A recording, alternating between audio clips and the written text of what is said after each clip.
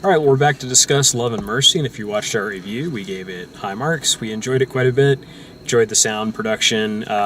Liked the way that it wasn't just a straight-ahead biopic, that it kind of jumps around in time, but it also just sort of percolates every once in a while and lets you sink into the characters.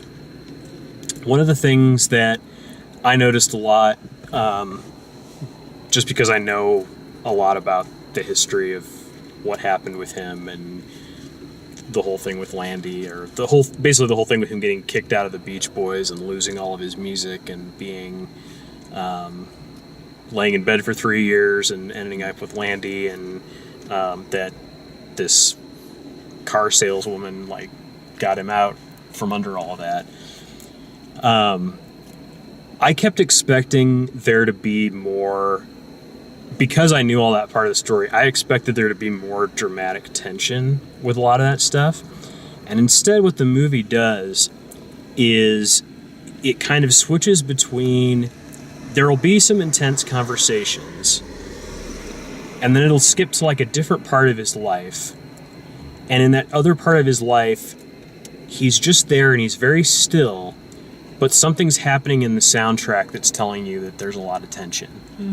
One of the standout scenes that I really liked had nothing to do with Brian Wilson. He wasn't on screen when this happened, but when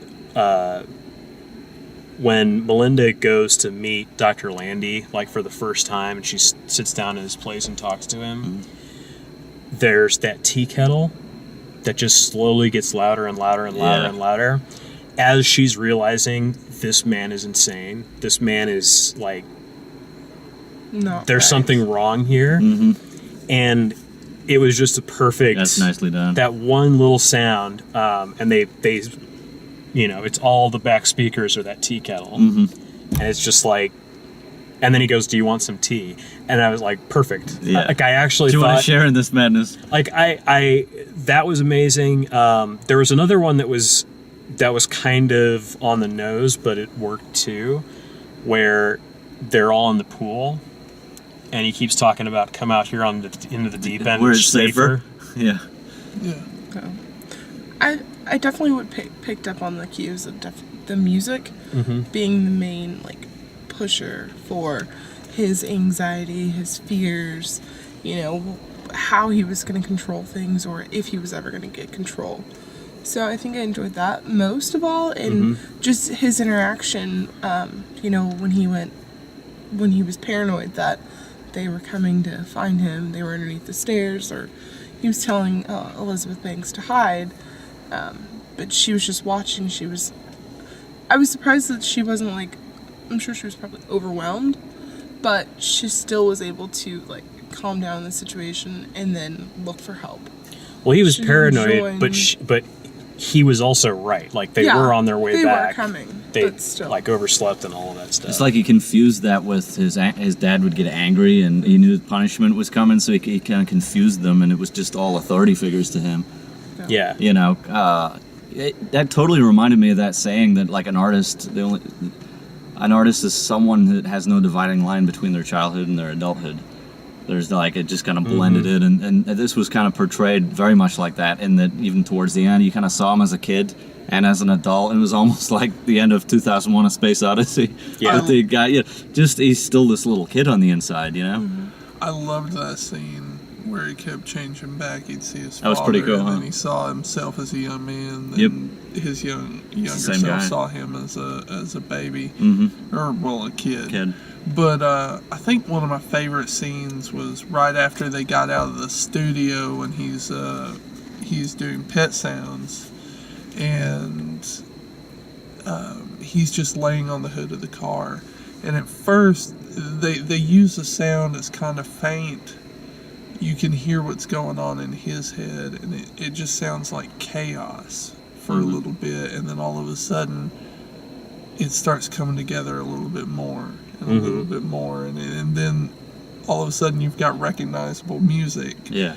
And I just thought that was a really interesting insight into the way he hears things. Yeah. That reminds me of there was a quote. You know Vangelis? Mm-hmm. The guy, he said, was it, I'm like just a channel where like music comes from the chaos of noise.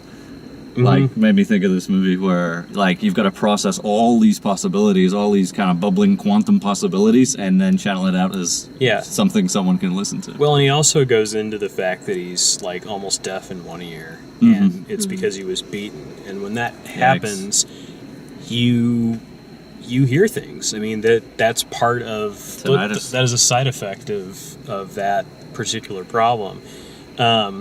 There's also this really crazy thing that, like you'll just have to take my word for it. But as a musician, there's some places where there's like pink noise, where there's like a water fountain, or there's a big like echoey alcove like in a museum or something like that. The main hall at the St. Louis Art Museum always does this for me. If you sit really still and you just listen to all the noise washing over you, and you think of any song you want, and like just the melody of any song you want, you can start hearing it. Because all the tones are The tones are there, Yeah. and your start mind will selecting trick you into, into putting it there. Yeah. That's cool. Yeah, I liked it. I liked all the music. I thought it was fun that they used Surfing USA at the beginning, because that's the song that he basically ripped off from Chuck Berry. But it was also like a good way to like open the thing up. And the song, I like God Only Knows, and I know that, you know, a lot of people say that that's the best Brian Wilson song. But I also really like Wouldn't It Be Nice? And the way they end the movie, that song, Wouldn't It Be Nice, is all about, like, if we were just a little bit older, we could stay out all night, we could be together, sort of thing. We wouldn't have to... That's perfect for what just happened. Yeah, and the end of the movie is... They even cut off the conversation to play that. Yeah, it's so right on. It is so perfect, because he doesn't have the answer. He doesn't know how to tell her, like, I can be with you, and she doesn't really know if she can trust that she can be with him. But the conversation, like the little intro part starts and they're still talking, and then it cuts out with the drums and you still see them and they're still talking, but it plays Wouldn't It Be Nice? And it's like, that's so right, because that's what that feels like. It's like, we could. Yeah. This could happen. I enjoy that. Good Like, job.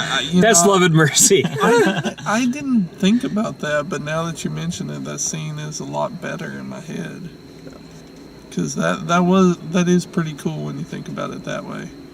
As just a film, it's a bit jarring. Yeah. But like when you think of the meaning behind it, it's like, oh, okay, yeah, that does make lots of sense. When I initially saw it, I was just like, oh, they were just trying to throw one more big hit in the movie. But No, like that song is really like, if you listen to it, it's like there's so few songs that capture that well. Like, and I don't think I can think of one that captures it that well. Like, there's lots of songs that are sort of like suggestive, like, you know, if you were a bit older, we could, you know, get up to something. And that's just a, you know, A sweet little. yeah, these things are, our age is in our way. Wouldn't it be a little nice if we were just a little bit older? Yeah, I gotta say, anybody that likes classic vocally reverbs has got to watch this movie. I just love the kind of the harmonized vocals and the reverbs that are Oh, and it pretty checks awesome. it checks the box of Mike Love is still a jerk, which is great, because Mike Love is still a jerk. fair Yeah. enough. He was the guy with the beard. Yeah. Yeah. Well, there were two jerks in the movie, and I Three. assumed it wasn't Dr. Landy. Community, his father. Yeah. And like, Yep. Yeah, I forgot about his father. That's our Love and Mercy discussion. Thanks for watching. If you like the way we do these, please like the video, subscribe, share it with your friends. You know all this stuff. Thanks for watching.